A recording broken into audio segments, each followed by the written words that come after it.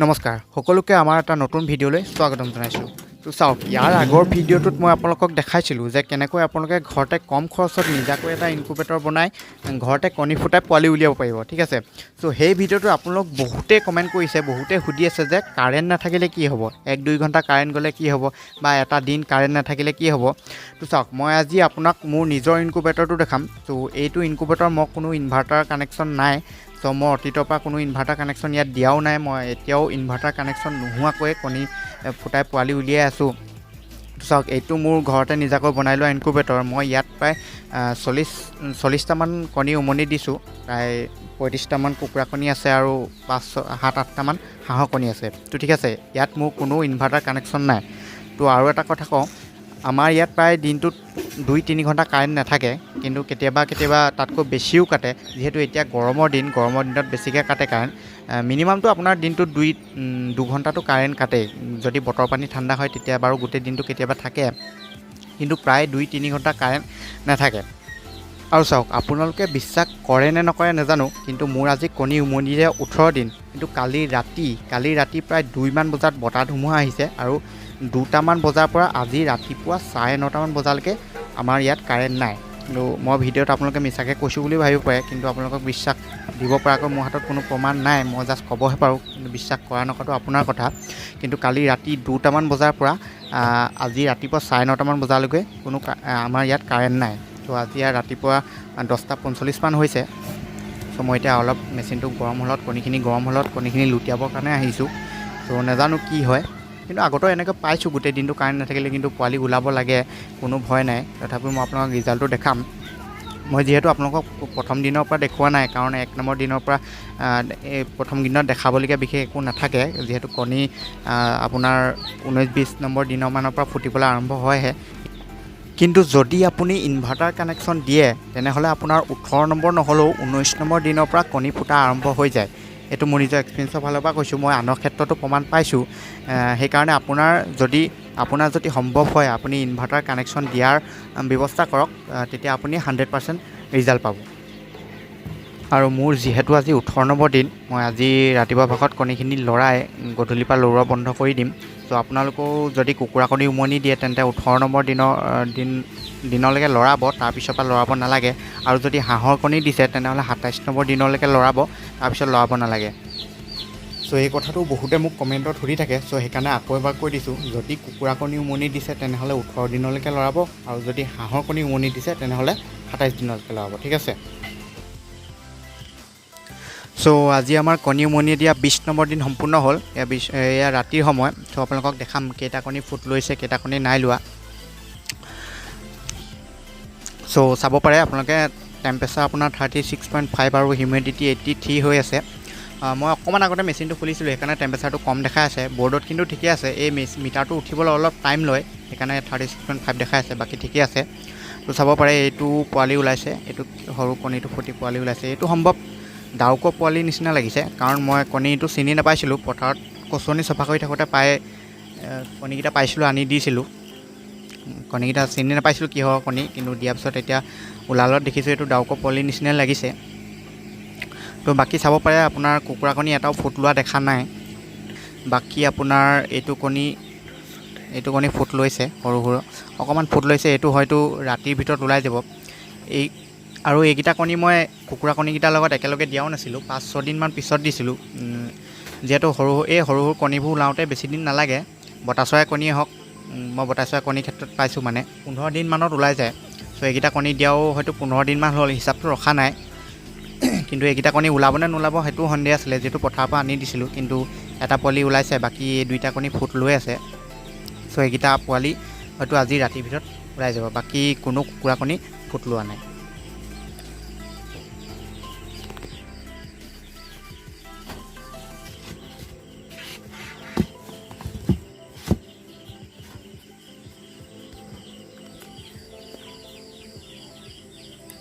আৰু এইফালে চাব পাৰে আপোনালোকে, এইফালে মই কয়লাৰ পোৱালি কেইটামান ব্ৰুডিং কৰি আছোঁ। আজি এইকেইটা অনা 4 দিন হ'ল। চ' এইকেইটা কুকুৰা পোৱালিকেইটা ওলালে ইয়াৰ লগত মিক্স কৰি দিম বুলি ভাবিছোঁ। চ' দেখা যাওক কেইটা পোৱালি ওলায়।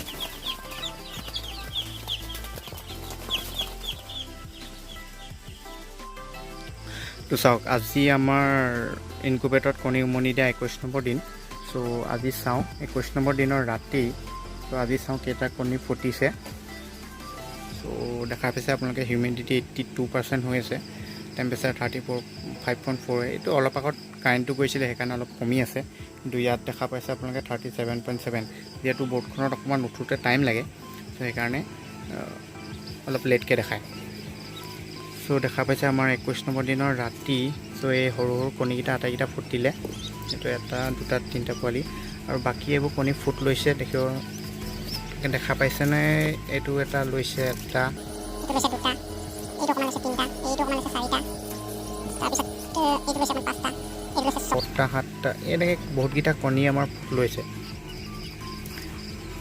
হিচাপমতে 18-19 দিনৰ পৰা পোৱালি ওলোৱা আৰম্ভ হৈ যায়, কিন্তু মোৰ কাৰেণ্টটোৱে অলপ গণ্ডগোল কৰি আছিল কাৰণে হয়তো অলপ দেৰি হৈছে। 21 নম্বৰ দিনত প্ৰায় পোৱালি ওলাই হৈ যায়, কিন্তু মোৰ 21 নম্বৰ দিনৰ ৰাতিত কণী ফুটিবলৈ আৰম্ভ কৰিছে। হয়তো কাইলৈ ৰাতিপুৱাৰ পৰা পোৱালি ওলোৱা আৰম্ভ হ'ব। চ' হিউমিডিটি 67 হ'ল খোলা মাত্ৰ। চ' পানীটো অলপ কমি গ'ল। ত' শেষৰখিনি আপোনালোকে পানীটো আধা আধাকৈ দিব, তাতকৈ ওপৰত নিদিব। পূৰা ফুল পানী দিলে হিউমিডিটিটো অকণমান মানে ফুলকৈ পানী দিয়াতকৈ আধাকৈ যদি আপুনি পানী দিয়ে তেতিয়া হিউমিডিটিটো বেছি হয়। সেইকাৰণে আপোনালোকে প্ৰায় আধা আধাকৈ পানী দিব। অলপ কমি গৈছে, ভৰাই দিওঁ। চ' ফাইনেলি আজি 22 নম্বৰ দিনৰ পৰা মোৰ পোৱালি ওলোৱা আৰম্ভ হৈ গৈছে। ত' চাব পাৰে এইকেইটা বহুতকেইটা পোৱালি ফুটি ওলাই আহিছে, আৰু প্ৰায়বিলাক কণীয়ে ফুট লৈ আছে।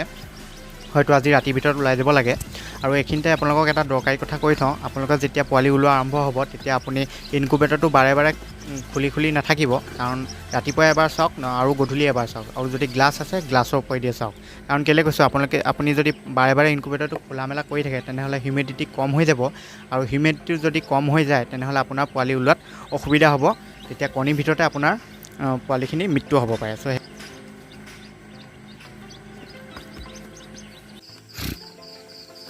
চ' আপোনালোকে চাব পাৰে আজি 22 নম্বৰ দিনৰ ৰাতি। চ' ৰাতিপুৱালৈ চাইছিলোঁ মই বহুতখিনি ফুটি আছিলে। ত' এতিয়া ৰাতি চাইছোঁহি, দেখা পাইছে আপোনালোকে গোটেইখিনি প্ৰায়বিলাক কণীটো ফুটিছেই। মই টোটেল 40টা কণী দিছিলোঁ, তাৰ ভিতৰত এইকেইটা 8টা হাঁহৰ কণী আছিলে। 1, 2, 3, 4, 5, 6, 7, 8 এইকেইটা হাঁহৰ কণী। চ' এইকেইটা ফুটিবলৈ এতিয়াও দুদিনমান আছে।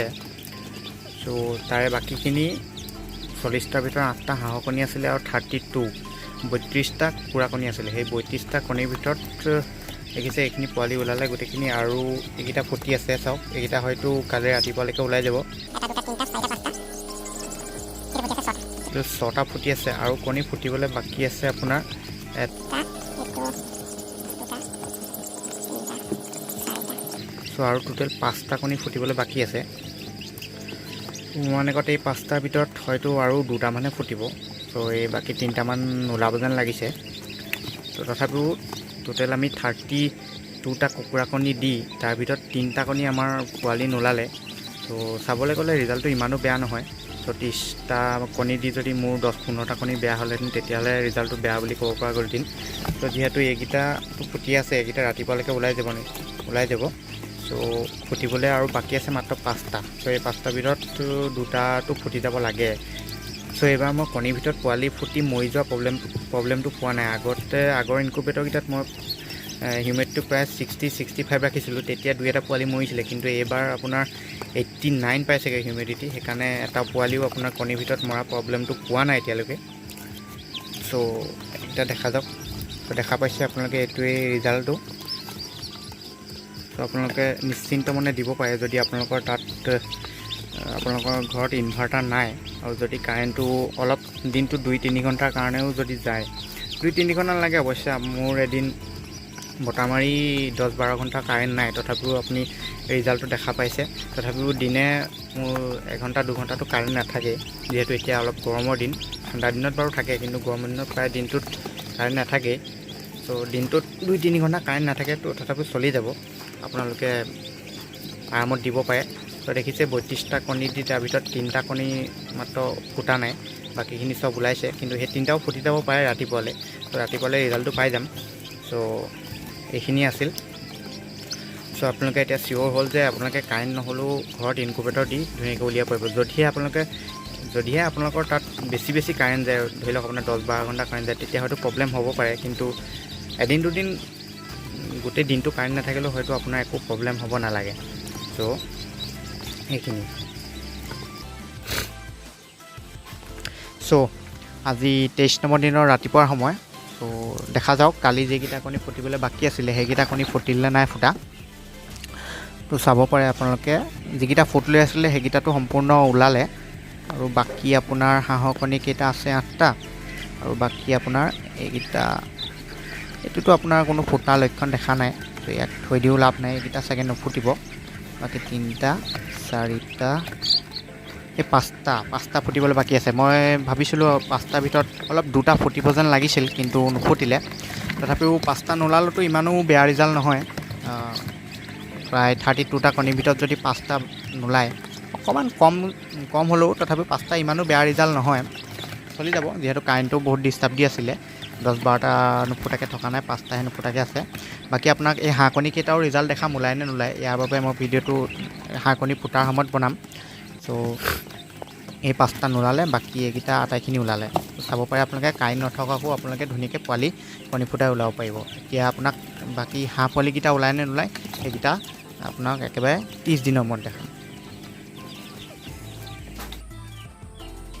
আৰু অৱশেষত আজি মোৰ কণী উমনি দিয়া 30 দিন সম্পূৰ্ণ হ'ল, আৰু ইহঁতৰো 14 দিন সম্পূৰ্ণ হ'ল। যিহেতু ইহঁত কয়লা পোৱালি, ইহঁতৰ গ্ৰ'থটো কেনেকুৱা হৈছে কমেণ্ট কৰি জনাব।